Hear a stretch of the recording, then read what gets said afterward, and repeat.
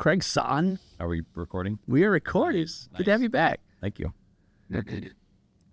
What happened? You look like Taking up less screen. yeah. On the, Taking up less.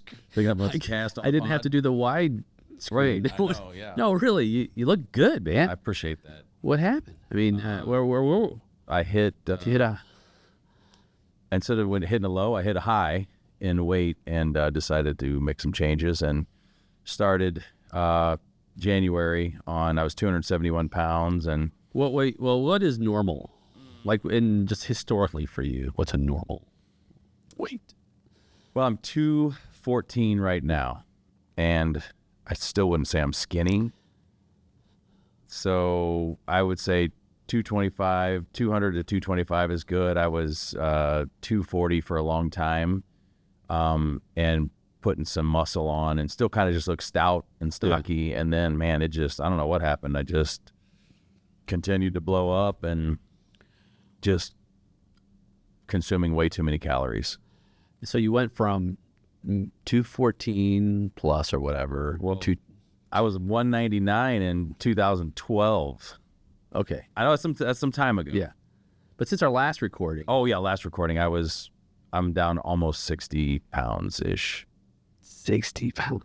Yeah, I don't remember when was that. It was about 6-7 months ago. I think was it last year? Yeah, last year. Oh, actually, it was last year. Yeah. Maybe time flies, bro, when you're getting I older. know. A year ago. Let's just say it a year ago. Next year I might be 280, and we'll do it again. It'll creep up on you. It is. And it's not hard, by the way. I was talking to my wife about this the other day, and I'm obviously I'm a slender physique. You've stayed Yeah.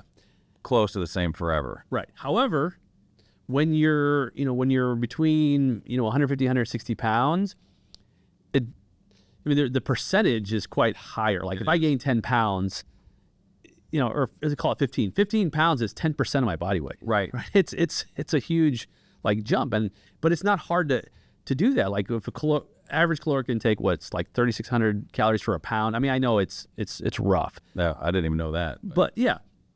So and this is it's not hard. You ever look at menus now and they have the calorie counts? I do. Some stuff.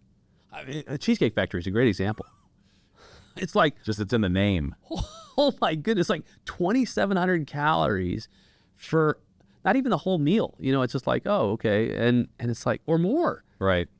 And then you're like, oh my goodness, what the heck? No wonder why it's so easy to pack on weight. When I started, so I always thought I could outwork the calories. Hey, I'll do this today, and then I'll just go no carbs. I'll eat high protein. I'll work out extra, play a couple nights extra of hockey, and I just felt like I could always outperform it. But I couldn't do what I did 10 or 15 years ago. Right. You can't outrun it. Right. So it does. I mean, it's from what I found scientifically impossible to lose weight without a caloric deficit. And when I started on the shot, semaglutide in January, I noticed a pretty quick weight loss. But then I would start noticing, I'm like, all right, let me think what I ate today. So I had a protein shake for breakfast, 185 calories, a protein shake for lunch or skip lunch, and then had a small meal of 385 calories for dinner. I'm like, man, I had 700 calories today. And like you said, one meal at Cheesecake Factory could be pushing 4,000. Oh, 100%. And think of, like I've regular restaurants too. You say, okay, I'm gonna get the nachos. Like, oof, 1,900 calories, and that's just an appetizer. That's just getting warmed up.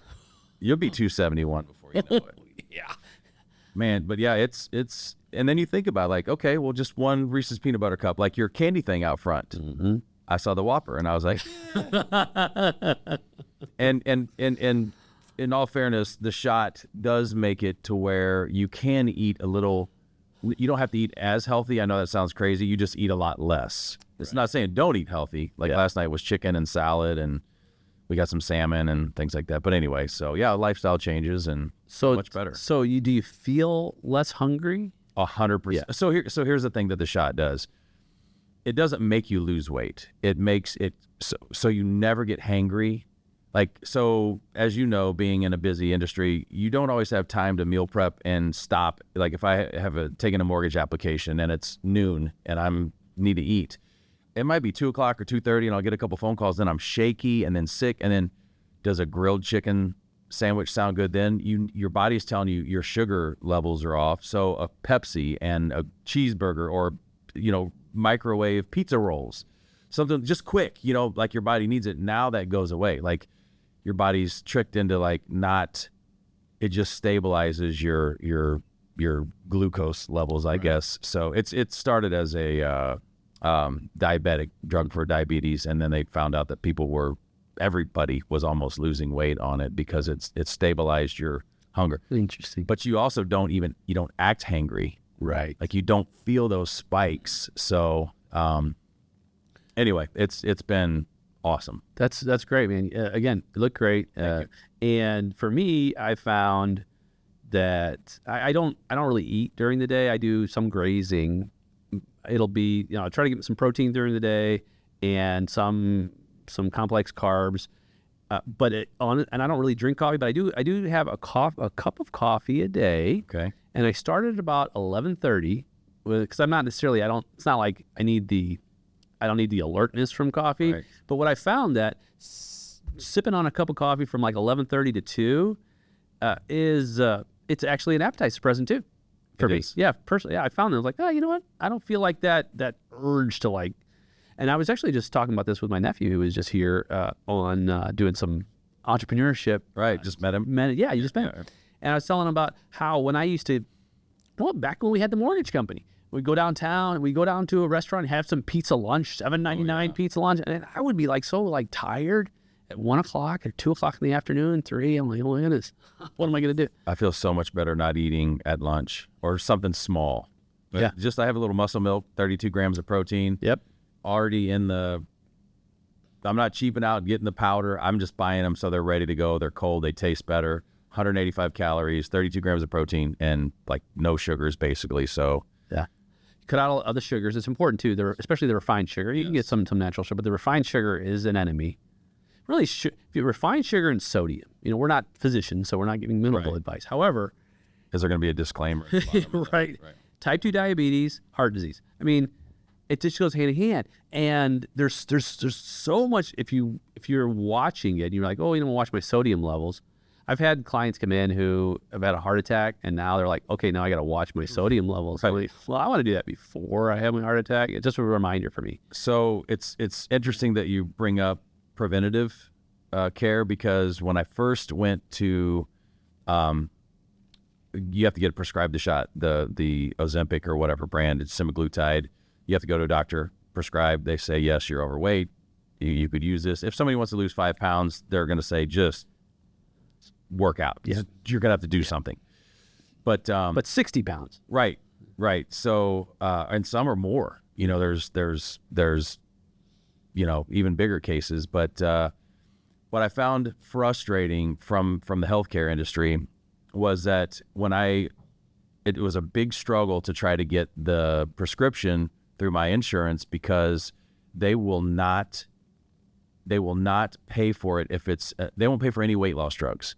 But if you're diagnosed with diabetes, or your A1C or whatever the thing's called is in line with being pre-diabetic, they'll give it to you. But if you don't go get the test to be so how about this? Why wouldn't they, if heart disease is down, my cholesterol is down 100 points, I'm in the safe zone, the good cholesterol's up, bad cholesterol's down, why wouldn't they do this for themselves to save money in the long term for heart surgeries and I mean, all kinds of things? So they're like, well, you can't have it for a weight loss drug, but you can have it if you have diabetes. Yeah. Use it as a preventative measure. 100%. Yeah. No sense in holding out. I didn't understand that. So I paid for it myself through a local place in Chesterfield, but worth every penny. And you know what? I saved so much money on food. Yeah. And even alcohol. You just have very, very little desire to drink alcohol. I'm not saying I don't force it down once in a while with the boys, but well, there's another one though that can spike the levels and cause you to be unhealthy and 100% in excess, of course. Yeah. How do you feel? Awesome. Getting out of bed's easier. My knees, hips, I can turn my head without fat rolling on my head. And ice hockey has been, I've kind of been back playing goalie with, old man hockey, but there guys are saying I look a lot quicker. And I mean, you think about, even a 45-pound plate that goes on the bar at the gym, like if carrying that on my back plus, another 15 pounds, it would be, I don't even think I'd be able to move. Yeah. But anyway. So I wonder how that also impacts stress levels, especially in, you and I are both intertwined in some of the election stuff, and we follow pretty closely. Oh, yeah. Politics and whatnot. So you've got, of course, stress from that, but I suspect that once there's different parts of wellness. You have different, I look at 5 different areas, and there's more, but I'd say there's spiritual wellness, whether or not you believe in a creator, sort of your spirit, your emotional wellness, your mental wellness, your physical wellness, your financial wellness, right? Those are all areas of health in life. And those are, I would say, like primary. Like those are 5 primary areas most people focus on. Like if my mental health is out of whack, I'm not functioning full health. My emotional, my physical, my financial, all of these, my spiritual, a lot of folks are like, So I suspect that this physical realm helps with some of the other ones too. Everything, 100%. Even just like wanting to do things, not that I wasn't physically unable. I just didn't feel comfortable with myself, I guess. I didn't really notice it until now. Like once you slim down and get back to where you should be, you don't mind going to Six Flags with the family, or I don't know. Just for me, that was a little bit of embarrassment, I guess, for where I'd gotten. Yeah, it's comfort, really. Having it's such a comfort. So stress levels decrease, but at the same time, it is an election year. Yeah, it is. But it seems like it's never not, right? I feel that way. It's just since 2016, 2015, it's been an ongoing. Yeah, people just. 2015. Do you remember when Donald Trump first said he was running for president? Do you remember that back in 2015? Didn't he try in 12 as well? Yes, this is true. Yeah, so he was out pretty quick. Yeah, he got further, right? He got further, but with the Republican ticket. And that was, I remember that first thing. I was like, no way. Right. I mean, what is he running as a Republican for? He's a Democrat. Right. That's the first thing that came to my mind. That was the first thing. And then he said, he was asked if he would endorse the Republican ticket at the primaries. He said, well, if I win. Right. You never know what he's going to say. Right. And so, of course, he wins. He wins the 2016 election, which surprisingly, because I think Hillary was up by, 4 points or something pretty wide just before the election. So it was kind of a done deal in a lot of people's minds that she was going to be the next president of the United States. Right. Of course, that's not what happened. No. Yeah. No, it was, quite. I think... Mm-hmm. I think Trump really pushed against the establishment and was really trying to expose Hillary for things that she'd done that kind of gets swept under the rug. People kind of turn a blind eye to it. If you're a polished politician, it's like, oh well, she deleted 30,000 emails and burned the bleach bit, whatever. It's okay because she's well-spoken and articulate and she's refined. And then Trump kind of was like, I'm going to stomp on all this stuff and we don't need this. Yeah. I don't need to pay to play. I already have money and we're going to come in and clean this stuff up. So do you remember the Dave Chappelle skit where he talked about Donald Trump he said a star is born. He said during the debate, he was like, I think Hillary, and I'm going to botch it up a bit. He said Hillary said, you take advantage of the tax code and the wealthy. He's like, yeah, I do. and because I'm wealthy and I can take advantage of that. Right. And so do you. And he's like, and Chappelle is like, that moment's like, oh my goodness, he's being honest about the stuff they do at that level. Right. And it was almost like he was going to say what he was going to say, which in a way was like, oh my goodness, is he really saying that? And the other side was, oh, he is saying that. And I think that nobody really knew how to take him, because he wasn't playing by the rules. There were rules that you play by with politics and, and what to say and what not to say. And he was like, I'm not doing my thing. Yeah, I think the reason he won is because he was not presidential. People always say he's not presidential. I think people wanted out of that. I don't know what brought it to a head, but it got, ugly down the stretch with the Russian, like there was just a lot of stuff. And, Trump, things that he said on a bus with certain people that, there were things that he said but again, a lot of people swept that under the rug as well. Yeah. So, yeah. But, and then of course so he has his policies and it is what it is. And he loses in 2020. Do you want to get into that? Yeah. Did he lose? Did he lose? I don't know. We could go deep dive conspiracy. Well, there are conspiracy theories, which let's talk about them. Why not? It's my show. Yeah. Well, you wonder with 8 years, and again, this isn't me taking one side or another. I just try to take an outside approach to understand everything, no matter what side of what the debate is. I always try to take both sides. Even if it's something I believe in, I'll at least look at the other side and say, okay, well, I see why they feel that way, or I understand that, and I respect that. If it's if it's not too far outside of scope. But you wonder if in 2016, like you already mentioned, Hillary was a shoo-in. So you had 8 years of Obama. Here comes Hillary, and a lot of people would say that Obama might not have really been running the show, that he may be puppet on a string. Hillary was next in line just to continue it, and all of a sudden Trump wins, and they're like, holy cow. So then you have, this is just factual, other than Fox News, every single media outlet and every Democrat completely came after Trump nonstop for every single thing for 4 years. He really didn't even have a fair shot to run. This is just me, and I don't agree with everything he does. I don't like the things he says all the time. It'll turn your stomach and make you embarrassed. I've felt flush before listening to him talk, and turned off the radio. Or I can't. When does it end? He just. So even recently, but his policies, I think, are what really separates him from and policy wise, I don't think that he's a hypocrite like a lot of other people are. Like, people are flip flopping now. Like, oh, if we need a frack, I'm going to switch. But anyway, I don't want to get too far off topic. We were talking about conspiracies. Conspiracy theories. So anyway, I don't think they were prepared for a Hillary loss. No, it's highly likely we're not prepared at all. So how does in 2020 Joe Biden, who was a gaffe then, the sniffing people's kids and people like cringing away from him.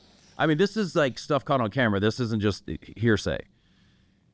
He hides in his basement the entire campaign. Trump's hitting every single state. We go to bed. Trump is up by a landslide the night of the election. I remember where I was. I was actually in Palm Desert, California. I'd been on a 3,600-mile Jeep trip, and my co-pilot with me he voted one way and I voted another. We shook hands at the end of the night and said, congratulations, your candidate won. And then the next morning woke up and we're like, what happened? Like, where did these 30 million votes come from? And like, what just happened? It was, I don't know. It just seemed pretty far-fetched, like not possible. But, here we are 4 years later. We are 4 years later. And now you have, exactly. Now you have a very tight race. Of course, at the airing of this, we'll have an answer. So we should do a little prediction. Do a little prediction, because so right now, it's really, really close. It is razor thin, within the margin of error. Either way, where there could be recounts in states, multiple swing states. Yeah, swing states. Swing states. Pennsylvania. Yeah, there's a lot that could go into it, but I don't know. What do you think? If you had to bet, If I had to bet, like, here's your portfolio. oh man. Well, of course, It's tough. It's that close. Yeah, you could. Yeah, either way, it's really Flip a coin. It's a coin flip. It's a coin flip.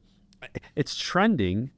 If we were looking at trending, it's Harris has lost some ground over the last 2 weeks. Yes. And it's trending toward Trump. So, depending on that, if I were to use an algorithmic trend, if nothing changes, if something doesn't happen to where she gets a big turn or he, gets if he's imprisoned for a felony and then pardon himself and he wins. I think that would be awesome, by the way. That would be a first. I don't know I think it would be a first. I pardon me. Open the door and then he brings all the prisoners with him. Let's go. It would be pretty. To the Capitol. No, too soon. Too soon. It would be pretty. It would be different. It would definitely be a T-shirt. It would be. Oh my It gosh. would definitely be. It's a lot of Yes. T-shirts. So if we're trending that way, and nothing changes, then I would say math would put Trump in the White House. I think right now for sure as well. Not for sure, but that's if I had to bet. If that was the trajectory. I think after the first debate, I think Harris kind of clobbered him a little bit. Yeah, really got him off his game. She won that 100%, and yeah, he was. But when it came to the vice presidential debate, that was a landslide. It was actually very cordial. I think it was pleasant to watch. Both guys, I thought, were very respectful. I agree to each other, but I think Walz looked really out of place compared to Vance.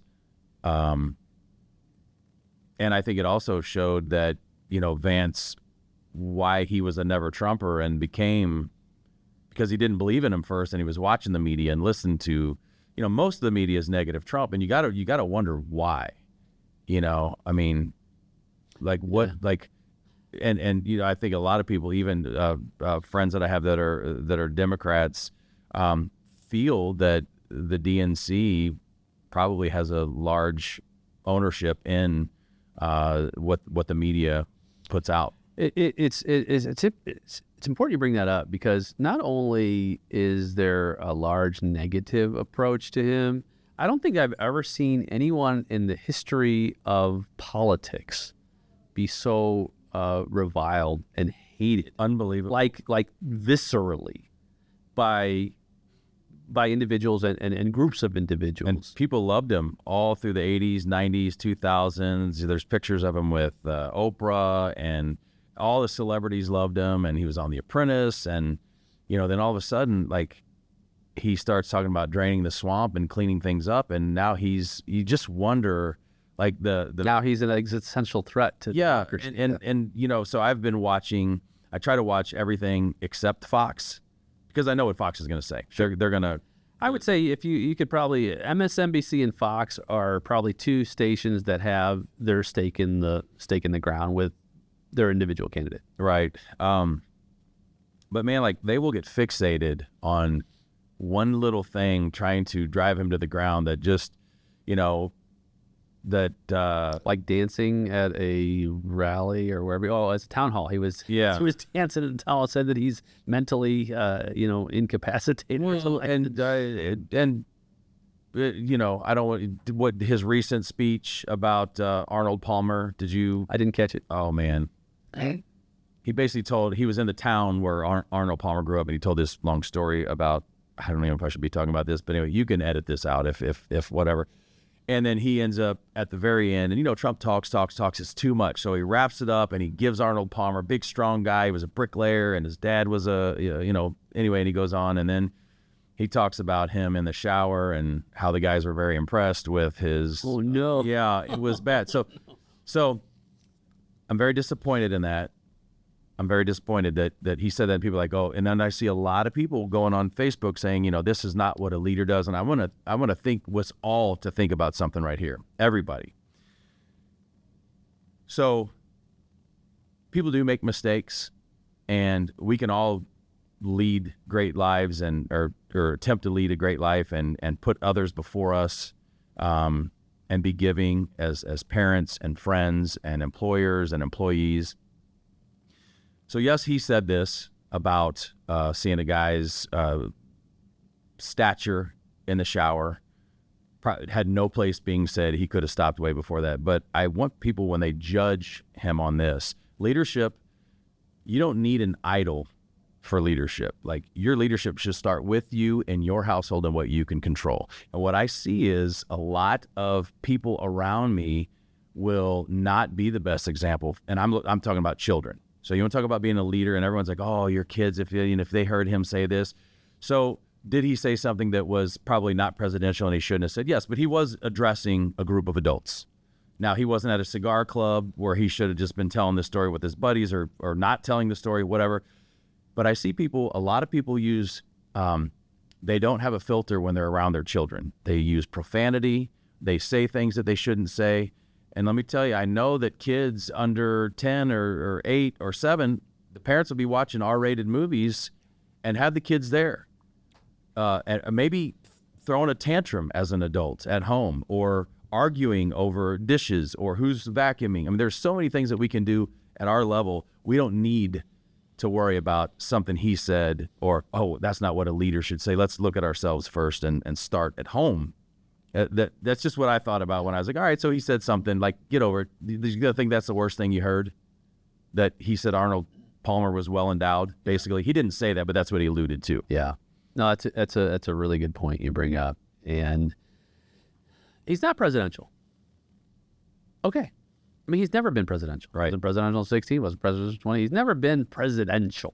No. I mean, and in terms of, like, if I were to go back and say, what president was most presidential in my lifetime, I would probably go back to Reagan and say, in terms of, like, the kind of person who was affable and who was intelligent and who brought both sides of the aisle together, yes, that's what I would say in my lifetime is the most appropriate model for the office. Have I seen that since then? I haven't. Obama was pretty smooth. I mean, he was very articulate, yeah, and intelligent. Yes.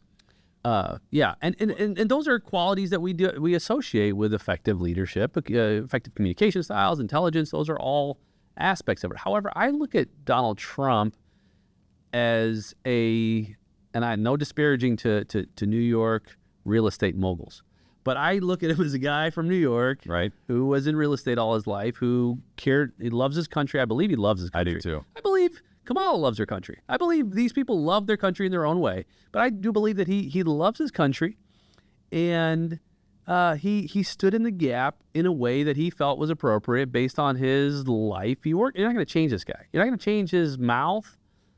I mean, I remember his kids saying, I wish we could just take the phone away from Dad. Like, just get him off of Twitter, right? Yeah. And so, okay, so I know you're not going to change that about him.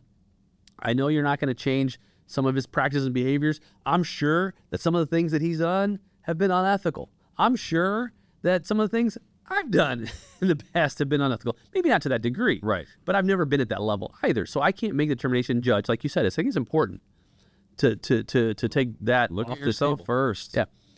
And then look what do you bring to the table as a parent and a leader at home, and what does he bring to the table?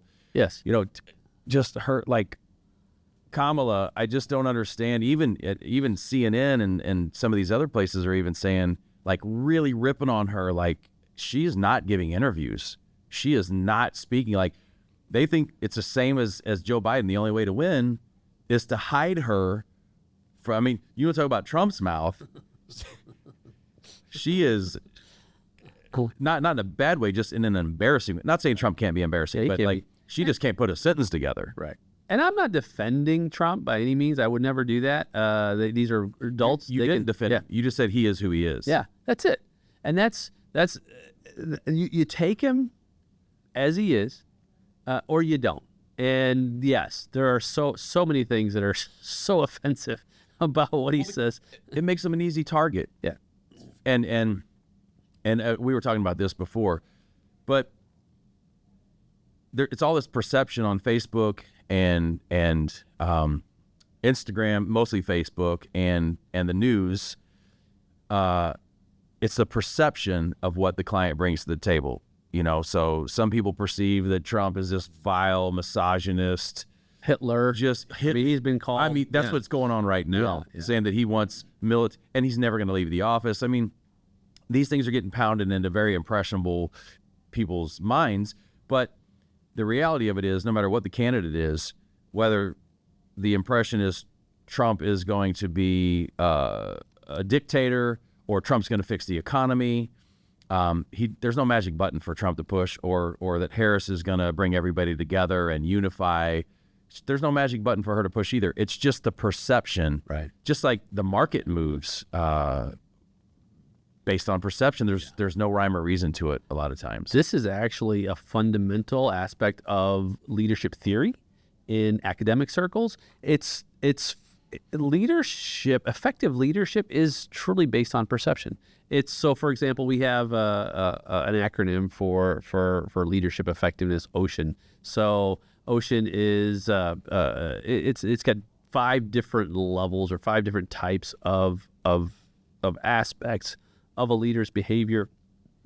I'm not going to go through all of them, but it's all based on really a follower's perception of those five attributes. It's not whether or not they can actually achieve those or implement those. It's a perception.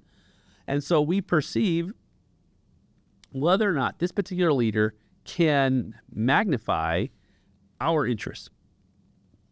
That's the goal. The problem is there's so much smearing, and I know it's nothing new, but there's so much smearing, and it gets old. I mean, it just gets old to the point to where you're like, you know what? Let's just stop. Let's stop. I know. Focus on issues. Focus on policies. Just focus on what they, not only campaign promises, but their track record. And then just have more of an objective view instead of demonizing individuals on both sides. Even not even candidates, but friends on fighting over, been best friends since kindergarten. And over the 2020 election, I saw people saying, we're not friends anymore, or separating on Facebook or whatever. It's the funny thing is neither of those people, I'm not saying that your vote doesn't count, but neither person is going to change anything individually. I know that sounds very low because, you want to be motivational and be like, every single person can make a difference. But look, they're not going to change gun control, and these two arguing over it's not going to go anywhere. So at least, just like you said, just stop talking about it, or at least respect each other if you do. Yeah. How about that? And that's where I think when you and I were discussing the vice presidential debate, there was respect. They were cordial. They were sincere. And perhaps, you can talk about the issues that were discussed and who, quote unquote, won the debate.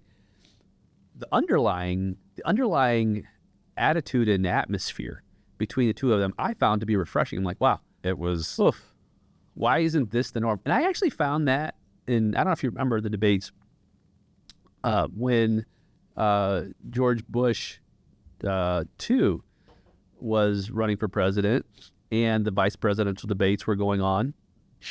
Very similar. They were sitting, they were cordial and relaxed. I'm like, how about that? What a novel concept. Like, can we flip the VP and the president? Like, could you imagine Trump as a VP? Sit down. You're fired, second place. You're fired. But he would fire it. Oh, man. Yeah, he'd have Vance murdered or so. I don't know. Do you think Vance was a good pick? Oh, man, I mean, at first he was getting a lot of heat. I think he is probably the most well-spoken and put-together person that I've seen in 10 years. Yeah. When it comes to deficiencies, in terms of, obviously Trump is not the most eloquent public speaker, right? He uses superlatives all the time. Yeah. They're always the best. This is the best podcast you've ever seen. Yeah. You have billions and billions and billions of viewers. Yeah. Elon Musk is the smartest person on the planet. I mean, he's a smart guy. To the likes you've never seen. Yeah. And that's his style. Okay, we know that's not the case, right? Everything It can be exhausting. It can be exhausting, especially all of the he's just over the top with that. Whereas Vance is much more metered. He's thought out in terms of how he speaks. He's an attorney, so extremely respectful. Even when he would call the moderators out for fact checking him on the wrong item, and I just liked his approach about everything. He does not get rattled. It's almost frustrating to the people trying to rattle him. You can see it bothering them how cordial. The guy's almost too nice. But what'd you think about Walls? I thought Walls kind of came across as like super goofy and kind of scatterbrained. You see when they asked him about being in China during the Tiananmen Square thing, and he's like, he just froze up and he didn't answer the pretty question. much dodged the question. Yeah, he just said, well, I was there but not there, but it doesn't matter. I kind of messed up. And Yeah, people are like, it's just goofball talking about. Truly not his strength in that space. I see Walls more of a superintendent of a school system. I mean, that's and I think he comes out of the school system. If I remember correctly, he comes out of education, and I can see that. As I'm not sure how well he governed as well. I haven't Minnesota, is that what it is? Yeah, I believe and he's so. from Nebraska, which I found kind of interesting that he wasn't from Minnesota and became the governor. Well, what's interesting, and I heard this on one of the commentaries that I thought was an interesting perspective, was the pairing where Trump paired a much more qualified speaker orator, whereas Harris did not. I also find it very hypocritical, and I just don't know how people's eyes aren't open. Like, could you have picked a more anti-democratic candidate, like an old white guy, like the ultimate devil right now, right? An old white guy. I mean, how does this happen? That's what people are saying. We need to turn the page and get an old silver-haired white guy. Now, I don't think it matters personally, gender, race, age, what a candidate is. They are who they are, and you definitely should be in for your qualifications, not for any other reason. But I was very shocked. Let's be honest. Your sidekick, the VP, is picked to help you along, and I think that was a very, very bad pick for Harris. Yeah. So if Harris wins, what really changes? And I don't mean like policy-wise. Yes, there are going to be changes. If Trump wins, there are going to be changes. I think we put a lot more emphasis on the next 4 years. Perception. So remember when Trump in 2016 got in the stock market skyrockets? Now it crashed during COVID, but that's another story for another day. But the market's up now, which doesn't affect families that don't invest in the stock market. Inflation still isn't under control, so that would be, you'd wonder if rates stay high, if Harris is in, just with the perception of consumer confidence. Yeah. Like, all right, well, we've had double-digit inflation the last few years, and there's nothing that's been done about it other than just kind of ride it out. I don't know. But what's going to change? It's that magic button that we were talking about. Probably not much either way. Yeah, yes, there are those who say, obviously, this is the most important election in our lifetime, right? Whatever, same as 2020 and same as 2016, right? And I mean, I'm sure there's truth to that in the sense of particular policies, right? So particular policies will live and die based on this election. So it could be that important for any individual set of policies which affect individuals and businesses and American life, right? And it could affect any family who is going to lose a loved one to war, which perhaps wouldn't have been a policy with a different administration. So yes. I do think you have to look, and I know people keep saying this, but were you better in 4 years under Trump or 4 years under Biden? And I mean, I've had this. I just don't see how that's even comparable. I mean, there were no wars under Trump. He may have gotten into a tweet battle with Meryl Streep. You know, that probably hurt some people pretty deeply. Yeah. He didn't make any friends in Hollywood, that's for sure, but who cares? But I don't know. I just feel it's not even close as far as what's going on now. It's a mess right now. I mean, it really is a mess. What if, this is way off, what if Bring it. Donald Trump won the presidency, P. Diddy went to jail, had Trump pardoned him? I'm going to tell you something. Trump would not do that because he'd already talked about the island with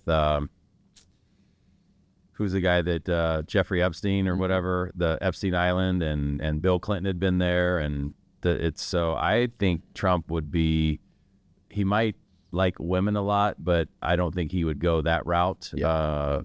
Over 3,000 people out over P. Diddy. I don't know all the details, but I mean, there's some stuff caught on camera that's not good. Not good at all. Yeah. For anybody. Yeah. But yeah, P. Diddy. Did you know? Did you have any idea? I don't follow close enough, but I didn't have an idea, but you know, and I don't know. I obviously never met the guy or anything, but just it didn't surprise me. Okay. And I don't know if it's just even like the way he acted, like just overly cocky and confident. And he was in a movie, it was kind of a movie after Swingers with the same guys from the movie Swingers. Did you ever see the movie Made? Oh, no, huh? So the movie Made is it's a good movie as well. And P. Diddy played this kind of gangster that was moving some money to these guys it was Vince Vaughn and John Favreau. Anyway, and the way he acted in that, I felt like he wasn't acting, and It was really him. yeah. So, but anyway, there's no way anybody could have known anything about this. Yeah, I never, I just knew about his songs, and I was actually pretty surprised. I didn't know about, I mean, I guess what happens behind closed doors with celebrities. I mean, he's got an illness, obviously, and Yeah. but yeah. So, It's a crazy time right now. I mean, there's always crazy things, but and people are looking to go after anybody for anything right now.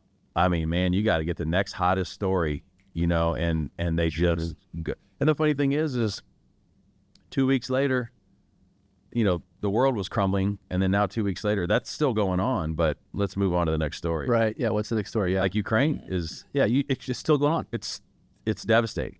Yeah, I had some clients from Ukraine, and they're like, it is way worse. It is way worse than what's being reported. Because I was a little hesitant to talk to them about it, but I brought it up and I said, hey, and they're like, if Trump were in office, this wouldn't be going on. Yeah.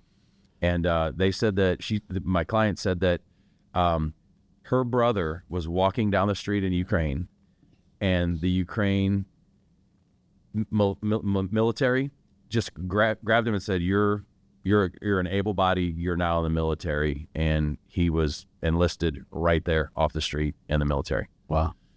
Every able-bodied man they can find. Yep. I mean, that's just, you're getting drafted right off the street. So, or I don't know, but And Trump made a campaign promise. He said before I think he said before he basically the day he gets elected, inauguration, stop it. Yeah. Yeah. And I believe him. Yeah, he met with Putin, and that's one thing about him, is that he's a deal maker.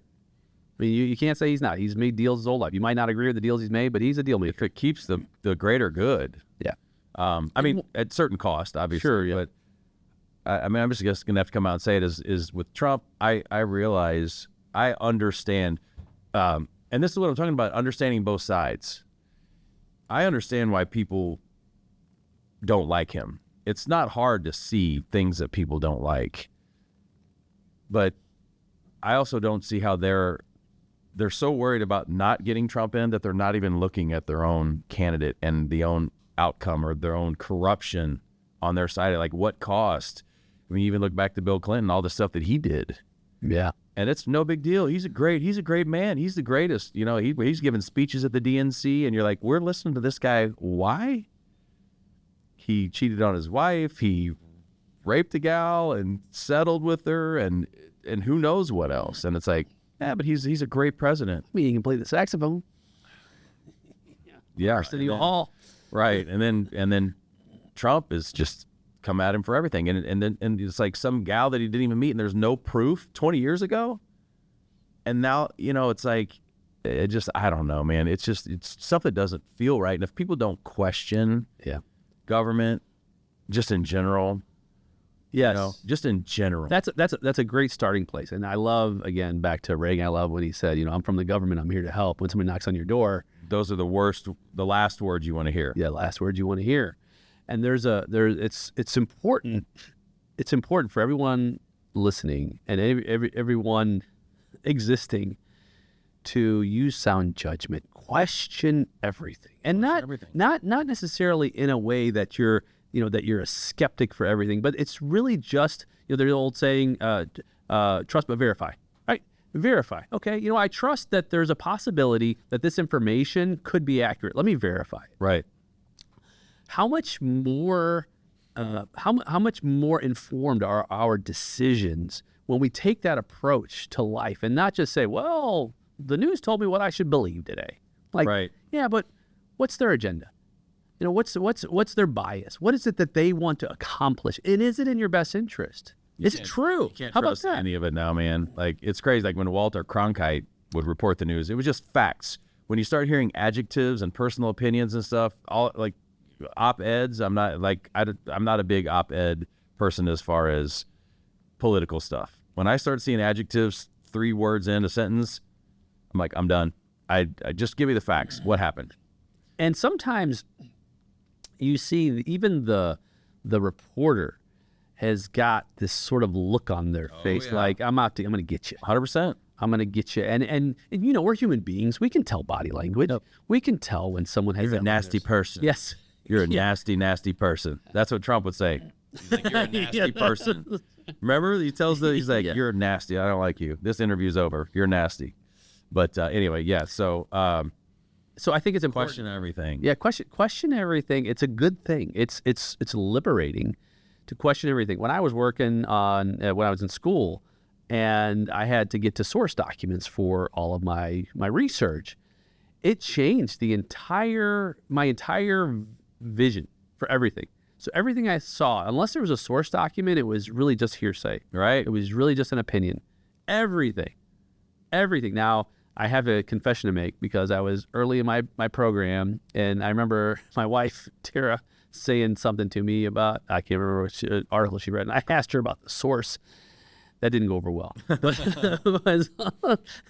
was like, okay, maybe not your spouse. Maybe you should. Right. However, that said, your credibility increases by your ability to get to the root of any claim.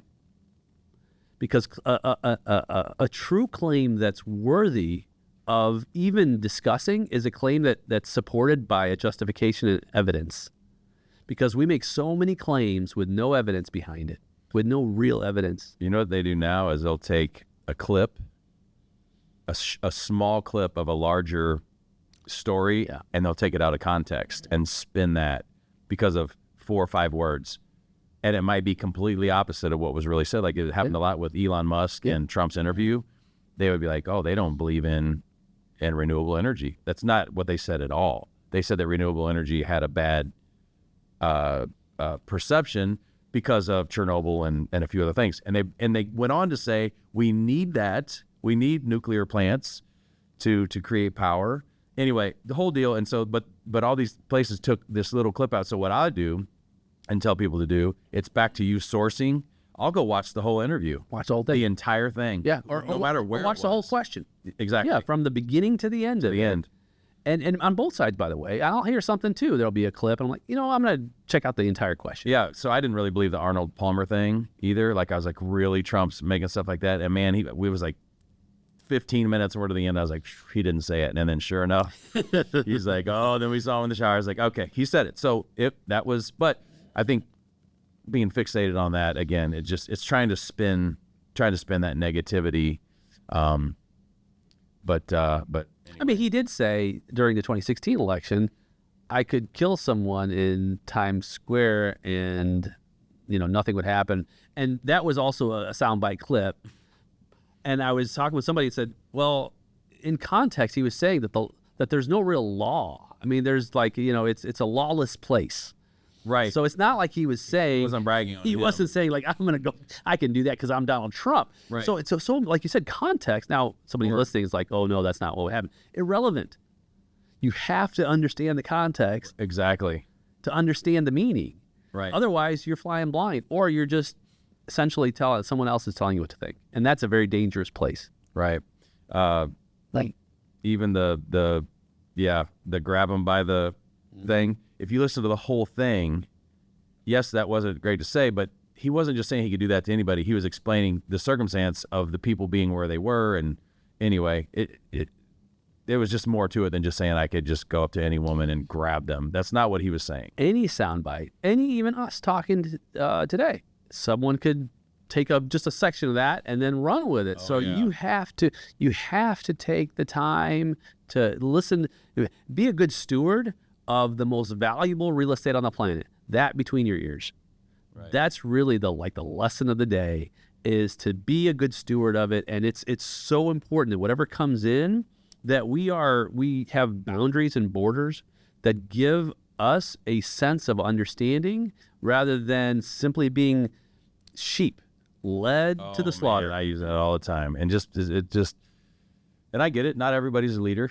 Most people aren't. Other than, within their own household. But, it's kind of like, I'm going to shift gears kind of into that, but I was going to ask you a question about, was it like us, like the United States breaking off from Great Britain, like not wanting to be sheep. They left already. And then now, so anyway, and that was over, was it 1% tax? Or 2% tax? Well, it was no taxation without representation. They wanted to be represented in Parliament, but they could not. Yeah, I mean, the taxes were extremely low 1% comparatively today. Right. So this is really, I'm tracking you now. This is really shifting gears. So we had a Revolutionary War over 1% tax or 2%. I don't want to misspeak, but I know it was low. It was 1 or 2%, and now there's people paying 40+% taxes and pay your fair share and all this stuff. And it's pretty insane to me that you get all the tax, and I think you might know something about taxes, but you get taxed on your income, you get taxed on what you buy, you get taxed on what you own. At what point do you think that the government, I think that the government shouldn't rely on its citizens to fund the government? I think we should participate and pay a fair share, whether it's a 10% flat tax or whatever, and a consumption tax for sure. But at what point do you think, and do you think it could be sustainable for the government to operate as a business? The government should run themselves as a business. Private enterprise. If you're 100% correct in our massive weighting of our government being reliant on individual taxation. It ranges, however, it's somewhere in the neighborhood on average of anywhere from 55 to 70% of our national budget is paid for through individual taxation. It's massive. Unbelievable. It's massive. And we're talking trillions of dollars, right? Almost $4 trillion. No accountability for government action. If you're just relying on, it's like welfare checks to the government. Yeah. Yeah. And the accountability level is the non-existence of it. It creates such a disparage in the quality of the service, of any government service, including, we'll talk about the IRS. Oh, man. You get the letter. Gestapo. Yeah, you get the Gestapo. Yeah, you get the letter. It says, hey, you may owe us money. Contact us. Okay, sure. Yeah, I got 5 hours to wait on the phone. Right? And I've had horror stories of clients calling me in tears. I was on hold with them. I spoke with someone, and then for hours, by the way, and then I get hung up on. Uh-huh. And if I can even get through, by the way. And so, there's that. And now there are wonderful IRS representatives who I've spoken with before who are true good human beings. Of course, there's folks who aren't, and that's, I suspect, in any business you're going to have that. However, if it was run like private enterprise, it would be a much different animal. The first thing you would do is you would beef up your customer service so no one was on hold more than 5 to 10 minutes. You would not have that. And there's reasons why, by the way, because if you're trying to collect a debt, you probably want to be able to get people on the phone so that you can work that debt out. Right. But people can't even get through to pay it. I mean, that's a problem. So you wonder if that's a tactic, a fear tactic. Let's make them wait it out and just pay it. See if they'll just pay it. I mean, why not? Why not increase the responsiveness and put more people at those phones? Hey, guess what? If we need more people to work, that's a job. It infuriates me that we're and again, we say we're the greatest country, which we probably are. That doesn't mean that we're as good as we could be, but don't you think it's extremely infuriating that we're fearful of the IRS? When you get a letter from the IRS, yeah, you're like, you get pit in your stomach and sick, nothing, and you didn't even do anything wrong. But and then even when you see it, just trying to prove, or just like my W-2 that I filed, is like, or just trying to understand it. Even that. Oh my gosh, yes, it's another language altogether sometimes. And there's sometimes that they're, like you said, the Gestapo. Sometimes. That was your term. It is, yes, and I'll hold on to that. If say for example, you've got a business and you don't get your W-2s in, or the Social Security Administration doesn't receive them, you say you sent them, and you get a penalty, and you don't get. They don't want to waive the penalty, even if the burden really is shouldn't be on you, because if you send them, you send them, right? Just send them another copy. They say, we don't want your other copy. We don't want your copy. We're just not going to remove the penalty. I mean, you're talking sometimes $10,000, $15,000, $20,000 for the government not receiving a copy of something. This is my case, by the way, that you're talking about. That you could easily just resend. Just resend them a copy. Yes. And they say, no, we don't want your copy. We'd rather have the $10,000 or $20,000 penalty. You didn't file it, yeah. It's ridiculous. It's crazy. It's such a horrible burden on a taxpayer. So I went to the IRS. So I had a W-2 that I cut myself and paid the employer and employee side. Had proof to the IRS. They even said they had it, and then filed the W-2 with my personal taxes from my company to me, But for some reason, the Social Security Administration didn't get a copy, even though they were paid, the taxes due, they were paid and had it. 3 years later, they come back and say, you didn't file that with us, although we've had your money sitting here. You didn't file that with us. You owe us $10,000. So now I'm fighting that out, and I'd pay an attorney $15,000 to not pay them $10,000. And you almost have to get an attorney, a tax attorney, to jump in. So then you're going to have to spend thousands of dollars for a tax attorney to get that waived. And it's like, okay, so I can get the IRS to respond if I have legal counsel, but I can't get them to respond if I'm just a taxpayer. Yeah. So there's an additional burden on the taxpayer. So you've got that system is broken. And Extremely. Yeah. And then you have other systems which are broken in terms of all the earmarking and all of the other issues that are in government. Of course, we know corruption, and people wonder, you wonder why you don't trust the government. Well, it's because of those reasons. It's because there's the oversight is very small, the systems are broken, and we don't see an end in sight. We don't see any reprieve as citizens. And granted, yes, my parents came here for a reason because it was better than where they were, and I'm thankful that they did, and I'm a patriot. I love our country. There is opportunity. It just comes at a big cost sometimes.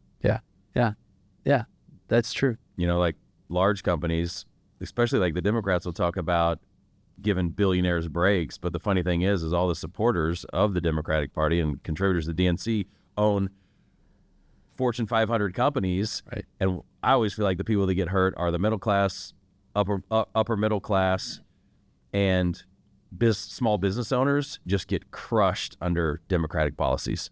Just get crushed. Yeah. Where that's who they're supposed to be, like JFK. Right. That's the Democrat that people are holding on to. Yeah. Well, and then you see RFK who left, and which shocked me even that he went. Not only he went from all in one sort of year. He goes from Democrat to independent to now he supports and supports Donald Trump. Oh, and all the Democrats loved him. He was going to be like, maybe this should be our guy. And then all of a sudden he's like, well, this, and this. And that all lined up with what Trump said. And they're like, oh, he's crazy. He's a conspiracy theorist. And he's like, well, that's not what you said like 2 weeks ago. He was the best thing ever. And, he was your boy. Right. But anyway, I also think it's people just don't give Trump enough credit for, I mean, basically every single thing that he said, not the goofy stuff he said, but all the things that he would say that people would fight him against came true, like the Russian hoax that was funded by the DNC. And there's proof that Hillary Clinton was involved, and it's just nothing. Or how about in February of 2020 when he says, hey, there's a virus that we believe came from a lab in Wuhan that was man-made. We need to stop all flights from China into the U.S. to protect. And then you have Nancy Pelosi coming out saying, oh, you're a xenophobe. This is crazy. You're racist. Why would you stop? And then look what happened with all the misinformation and the government control and shutting down schools and the vaccine lies. And then now it's like, okay, well, the vaccine doesn't prevent you from getting it, and it doesn't prevent you from giving it. And well, we really didn't need to shut the schools down, and it just kind of had to play itself out. So sorry for the inconvenience, folks. All the people that went out of business. Yeah. Carry on. Yeah. Carry on. And then and I feel like one side of the aisle just doesn't hold anybody accountable.